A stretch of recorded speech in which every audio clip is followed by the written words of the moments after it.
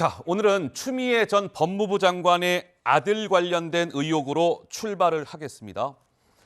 추 전 장관의 아들의 이른바 카투사 군휴가 미복귀 의혹, 검찰이 2년 2개월 만에 다시 들여다보겠다 이렇게 밝혔습니다. 재수사를 결정한 것이죠. 자, 추미애 전 장관 과거에 이렇게 결백을 주장했었습니다. 잠깐 들어보시죠. 군 복무를 하루도 빠짐없이 성실하게 다 복무를 한 아이고요. 아이는 굉장히 사실은 많이 화가 나고 사실 굉장히 슬퍼하고 눈물을 흘리고 있습니다. 더 이상 건드리지 말아 주셨으면 좋겠고요. 그래서 국민들은 이걸 황제 휴가, 황제 근무라고 하는 겁니다. 과연 엄마가 추미애 당대표가 아니면 이걸 상상이나 하겠습니까? 탈영 황제 그렇게 굳이 얘기하셔야 되겠습니까? 너무 야비하지 않습니까? 네, 야비하지 않습니까? 추미애 전 장관 저렇게 얘기했었죠. 그런데 지금 이제 이런 상황인 것 같아요. 시청자 여러분들 잠시 같이 한번 봐주시죠. 김모 대위라고 추미애 전 장관의 아들의 그 부대에 지원 장교가 있었습니다. 근데 이 지원 장교가 이 의혹과 관련해서 핵심 참고인이었는데 검찰 조사를 4번을 받았대요. 그런데 2020년 6월 첫 번째 검찰 조사에서는 내가 저 추미애 전 장관의 아들의 휴가를 연장하는 거를 해줬다라고 얘기한 거예요. 그런데 그 다음 이제 2번째, 3번째, 4번째 검찰 조사에서는 아니다. 내가 사전에 그 휴가를 승인해 준 적이 없다라고 밝혔다는 거예요. 근데 이 부분에서 좀 이상하죠? 자, 그래픽 넘겨주세요. 그런데 김대위의 그러면 검찰 진술이 4차례 가운데 3차례가 이제 일치했다라는 게 검찰의 지금의 판단이고, 첫 번째 사전 승인을 해준 거다라고 첫 번째 조사에서 얘기했다고 제가 말씀을 드렸는데, 그것도 상황을 정확하게 파악하지 못하고 착각을 해서 진술한 것도 충분히 그 김대위가 설명을 했다. 따라서 4차례 검찰 조사 모두에서 사실상 휴가를 승인해주지 않았다라고 취지의 진술이 있었는데 왜 모두 관련자들에 대한 수사에서 무혐의가 나왔을까? 이런 의문 맞습니까, 고자홍 차장? 네. 뭐 2년 전 논란이 이제 다시 제기가 되다 보니까 어떤 일이 있었는지 약간 이제 기억이 가물가물 하시는 분들도 좀 있을 것 같아요. 다시 정리를 해드리자면. 예.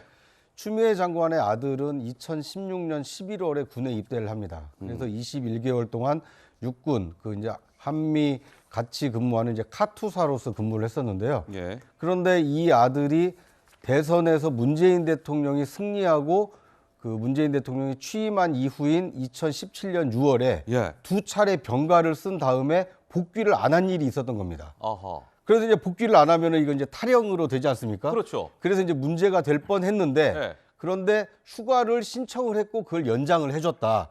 이제 이 연장을 해준 대위 중에 한 사람이 이제 이 김모 대위. 이 지원 장교 그렇습니다. 지금 이 얘기예요. 네. 그러니까 당시에는 이제 사전에 연장을 해줬기 때문에 탈영이 아니다, 별 문제가 없다. 이렇게 해서 이제 검찰이 무혐의로 결정을 하고 더 이상 이 사건화하지 않았는데 예. 지금 다시 검찰이 재조사를 하겠다라고 나온 이유는 뭐냐면 예. 이 김모 대위가 4차례 진술해서 일관성 있게 자기가 연장해 준 적이 없다. 이렇게 지금 진술이 과거와 지금 알려진 것과는 좀 다르다라는 겁니다. 예. 그러니까 당시 휴가 연장 과정에 김모 대위의 역할이 어떻게 있었고 또 추미애 전 장관 아들 그리고 추 전 장관의 아들의 휴가를 연장해 준 보좌관과의 역할은 어떤 것인지를 예. 다시 조사를 해보겠다. 이렇게 지금 검찰이 이 재조사를 지금 결정을 해서 예. 이 수면 위로 올라온 사건입니다. 그렇군요. 자, 우리 고자홍 차장 말씀을 들으시니까 이제 쫙 개요에 대한 아마 이제 이해들이 되셨을 것 같고요. 자, 추미애 전 장관 2020년 7월 그러니까 2년 전에 국회에서 이렇게 소설 얘기가 나옵니다. 소설. 자, 들어보시죠. 아들 수사건하고 관련이 있는 거 아닙니까? 차관으로 발령난 게. 예? 소설을 쓰시네. 소설을 쓰고 있네. 우리 소설가입니까 국회의원들이? 질문 같은 질문을 하세요. 국정에 대해서 질문을 하시면서 정당한 휴가 병가였기 때문에 여기에 무슨 위법 불법이 있을 수 없는 그러니까요. 간단한 사건인데 이걸 크게 키우려고 하고 언론이 가세하고 야당이 이걸 증폭시켜온 여러 가지 9달간의 그런 전말을 생각해 보면 상당히 어처구니 없고 그냥 소설이 소설로 끝난 것이 아니고 정말 이건 장편 소설을 쓰려고 했구나. 또 소설. 네, 소설을 쓰시네. 뭐 당시 굉장히 논란이 많이 됐던 추 전 장관의 발언이었습니다. 그런데 이게 이제 무혐의가 났어요. 서울 동부지검에서 법무부 장관이 청탁에 직접적으로 관여한 뚜렷한 정황이 발견되지 않는다 해서 추 전 장관 그리고 추 전 장관의 아들 서모 씨 그다음에 추 전 장관의 보좌관 당시 부대의 지역 대장 다 혐의 없음 불기소 처분이 된 겁니다. 근데 이번에 이걸 이제 재수사하겠다는 건데 어떻습니까? 박원석 의원님, 당시에 저 수사를 총괄했던 분은 김관정 동부지검장이다. 그때 일각에서는 검찰 내의 대표적인 추미애 라인의 검사다. 뭔가 좀 이상한 것 아니냐라는 의혹이 있었는데 어쨌든 다시 지금 들춰보고 있다고 합니다. 어떻게 보십니까? 당시의 수사 결론이 그다지 그렇게 깔끔하진 않았죠. 깔끔하진 않았다. 석연치 않은 면이 있었습니다. 왜냐하면 추 전 장관 대표 시절에 일어났던 일이고 그때 보좌관이 전화를 했어요. 지역 부대장한테. 사실 그것만 보더라도 그 정상적인 절차라고 보기가 어렵잖아요. 그 보좌관이 당시에 전화해가지고. 추미애 장관은 더불어민주당 대표였죠. 그렇죠.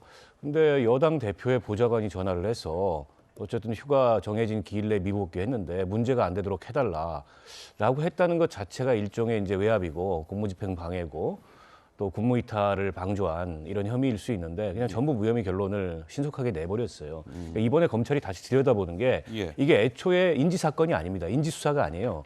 당시에 자유한국당에서 2019년에 고발을 했고 항고를 했습니다. 근데 그 항고 사건이 올해 6월 달에 기각이 됐어요.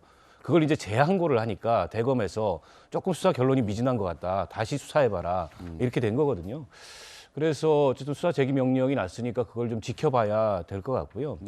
당시에 이거 가지고 이제 국회에서 좀 전에 뭐 소설 얘기도 나왔지만 굉장히 시끄러웠습니다. 그러니까요. 아무튼 추미애 장관의 당시 답변 태도도 제가 보기에는 뭐 이렇게 상식적인 태도는 아니었고 또 야당에서는 강하게 이걸 문제 제기를 하고 그런 가운데 어쨌든 검찰에서 수사가 매듭 지어졌지만 그다지 흔쾌한 결론이 아니었기 때문에 저는 재기 수사 명령을 할 만한 건이라고 봐요. 할 만한 건이라고 본다. 뭔가 좀 미심쩍은 게 있다. 이런 말씀이신 것 같고.